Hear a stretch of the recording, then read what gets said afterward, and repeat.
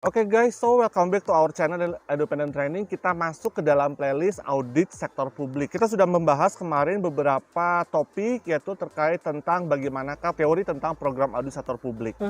Kita sekarang masuk ke dalam pelaksanaan dari audit sektor publik.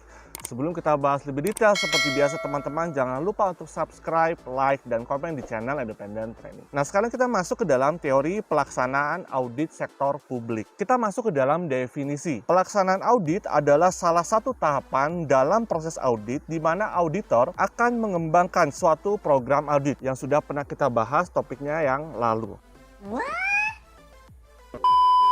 Menilai keefektifan sistem pengendalian internal organisasi dan melakukan pengujian yang diperlukan untuk memperoleh bukti audit yang memadai. Itu adalah definisi dari pelaksanaan audit di dalam sektor publik. Sebelum kita masuk ke dalam teorinya, ada beberapa indikator pelaksanaan audit yang baik. Yang pertama adalah pekerjaan direncanakan dan perlu ada supervisi. Junior auditor, senior auditor, supervisi sampai nanti menjadi managing partnernya. Jadi ada layer supervisinya. Pemahaman internal audit yang memadai.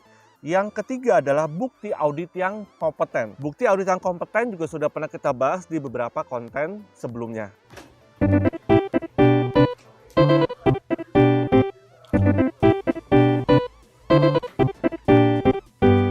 Kemudian adalah komunikasi pemeriksa.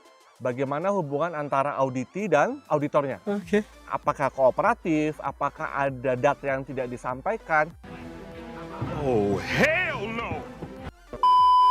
Itu masuk ke dalam komunikasi pemeriksa. Yang kelima adalah pertimbangan terhadap hasil pemeriksaan sebelumnya. Penting sekali teman-teman untuk mengetahui hasil ataupun opini audit ataupun temuan internal control dari hasil audit tahun sebelumnya. Itu akan menjadi bekal kita untuk mengaudit di tahun berjalan. Yang keenam adalah merancang pemeriksaan untuk mendeteksi adanya misappropriate, kesalahan penyajian yang material. Nomor 7, pengembangan temuan pemeriksaan. Yang 8 adalah perlunya tertib administratif, dalam hal ini adalah dokumentasi. Kita sudah bahas 2 definisi dari pelaksanaan audit sektor publik dan indikator dari pelaksanaan audit yang baik. Sekarang kita masuk ke dalam materi berikutnya. Siklus pelaksanaan audit sektor publik. Kita bagi pertama menjadi pengujian kepatuhan, kedua pengujian substantif, ketiga penyusunan kuesioner, keempat prosedur analitis. Kita lihat sekarang masuk ke dalam yang pertama. Siklus pelaksanaan audit sektor publik yang pertama adalah pengujian kepatuhan. Pengujian validitas bukti transaksi dari sisi jumlah nominal rupiahnya, otorisasinya, apakah orang yang menandatangani adalah orang yang memang berada di fungsi yang sesuai. Pengujian pelaksanaan peraturan regulasi, apakah kepatuhan terhadap hati-hati ya, karena ini adalah penggunaan APBN, APBD,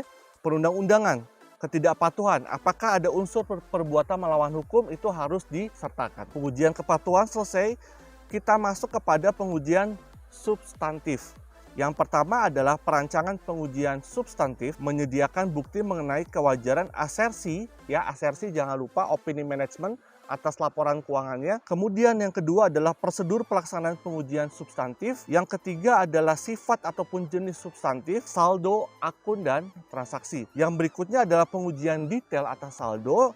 Yang kelima, penentuan saat pelaksanaan pengujian. Lihat risikonya. Artinya begini teman-teman, pada saat pelaksanaan pengujian ini memang membutuhkan waktu. Kita melihat risikonya. Apakah kalau memang risikonya cukup tinggi, maka waktu yang cukup mepet dengan penyajian opini, maka itu tidak tepat. Tapi pada saat risikonya memang bisa dinilai kecil, maka penyajian ataupun pelaksanaan pengujian substantif yang mendekati tanggal itu menjadi cukup memadai. Jadi perhatikan risikonya. Kalau risikonya semakin besar, maka jangan laksanakan pengujian substantif dengan waktu yang cukup mepet. Berikutnya adalah luas pengujian substantif. Luas pengujian substantif kembali lagi kepada risiko internal kontrolnya. Semakin besar celah risiko internal kontrolnya, maka semakin luas pengujian substantif. Yang ketiga adalah penyusunan kuesioner. Penyusunan kuesioner ini sebagai salah satu instrumen untuk memperoleh informasi terhadap informannya, terhadap auditinya. Yang keempat adalah prosedur analitis evaluasi laporan keuangan. Jadi prosedur analitis itu lebih kepada mengevaluasi laporan keuangan. Apa sih yang dilakukan di dalam prosedur analitis tahap keempat siklus pelaksanaan audit sektor publik? Yang dilakukan pertama, mengidentifikasi perhitungan dan perbandingan angka di dalam akunnya, mengembangkan ekspektasi, melakukan perhitungan dan perbandingan, menganalisis data, apakah terdapat perbedaan dan penyimpangan, apakah pengaruhnya perbedaan dan penyimpangan tadi terhadap rencana audit. Ya, itu yang dilakukan di dalam prosedur analitis mengevaluasi laporan keuangan. Di dalam teknik pelaksanaan audit sektor publik, kita perlu memperhatikan pengelolaan risiko. Pengelolaan risiko tadi kaitannya dengan di atas, seberapa timingnya kita melakukan pengujian substantif dan seberapa luasnya pengujian substantif yang akan kita lakukan. Itu semua merujuk kepada pengelolaan risiko. Pengelolaan risiko yang perlu diperhatikan adalah pertama related party, transaksi pihak berelasi dalam bahasa Indonesia. Kemudian client misstated, ya, adakah kesalahan dalam penyajian, kualitas komunikasi, apakah auditi dan auditor cukup komunikatif, bisa bekerja sama. Ya, karena kalau tentunya semakin tidak bisa bekerja sama, maka ada risiko yang semakin besar. Misalkan ada informasi yang tidak disampaikan, misalkan terjadi perdebatan. Ya, berarti kalau terjadi perdebatan, maka tidak ada kesepakatan di dalam satu isu. Seperti itu, maka kualitas komunikasi menjadi penting di dalam penilaian risiko. Initial audit. Apakah initial audit? Artinya apakah ini penugasan yang pertama, initial, atau penugasan yang sudah berkelanjutan? Karena kalau penugasan yang sudah berkelanjutan, kita terkadang sudah memahami risiko-risiko di mana yang memang perlu diperhatikan. Nah, tapi kalau initial audit, penugasan pertama, menjadi risikonya menjadi semakin besar. Karena ini adalah momentum pertama kita untuk masuk ke dalam suatu unit ataupun organisasi yang baru. Yang terakhir, apakah klien bermasalah? Ya, apakah kita lihat nih dari laporan keuangan sebelumnya, opini laporan keuangan sebelumnya, apakah ini memang klien yang bermasalah atau memang tidak ada temuan yang signifikan? Kalau temuan pasti ada ya, cuma apakah ini signifikan material ataupun tidak. Yang perlu diperhatikan lagi dalam pengelolaan risiko yang keenam adalah inherent risk. Asumsi tidak terdapatnya internal control terkait. Nah, jadi di dalam satu unit teman-teman, satu objek audit, itu ada yang namanya inherent risk dan control risk. Kalau inherent risk, dia asumsinya tidak terdapat internal control. Misalkan pengeluaran uang kas. Pengeluaran uang kas diasumsikan tidak ada internal controlnya. Itu adalah inherent risk. Misalkan tidak ada pemisahan. Oh, jadi dia yang boleh mengeluarkan, dia yang boleh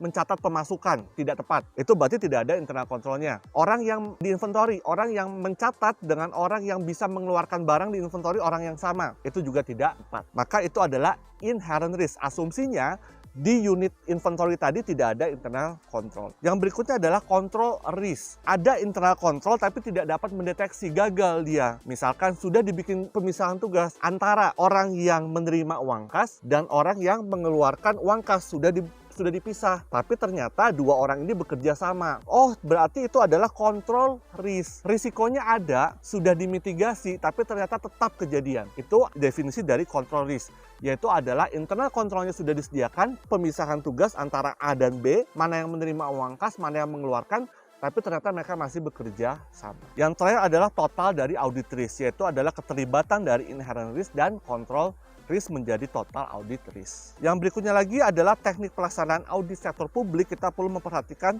kertas kerja audit terkait tentang tujuan, teknik ataupun daftar dari kertas kerja audit. Faktor yang harus diperhatikan, tipe kertas kerja audit, review kertas kerja dan kesimpulan. Yang ketiga adalah isi dari kertas kerja. Yang keempat adalah hal yang perlu diperhatikan dalam kertas kerja. Dan yang terakhir adalah jenis kertas kerjanya. Apakah dia program audit, working trial balance, jurnal penyesuaian, ataupun memorandum audit. Yang berikutnya adalah dari kertas kerja audit yang perlu diperhatikan lagi adalah penelaahan kertas kerja, pemilikan dan penyimpangan dari kertas kerja, hubungan antar kertas kerja audit, dan terakhir adalah pelaporan tentang kertas kerja audit itu sendiri. Jadi sebetulnya kalau kita boleh wrap up adalah kita sudah membahas definisi dari pelaksanaan audit sektor publik. Kita sudah membahas indikator dikatakan pelaksanaan audit sektor publik yang baik. Kemudian kita sudah membahas ada 4 fase di dalam siklus pelaksanaan audit sektor publik. Kita juga membahas terkait tentang risiko yang perlu diperhatikan ada 7. Itu yang perlu diperhatikan kaitannya nanti kalau risiko dengan kapan kita melakukan pengujian substantif dan seberapa luas kita melakukan pengujian substantif. Yang terakhir di dalam teknik pelaksanaan audit sektor publik kita membahas tentang hal-hal yang perlu diperhatikan dalam kertas kerja audit. Itu dia teman-teman pembahasan kita terkait tentang teori pelaksanaan audit sektor publik. Semoga bermanfaat. Stay terus di channel Independent Train.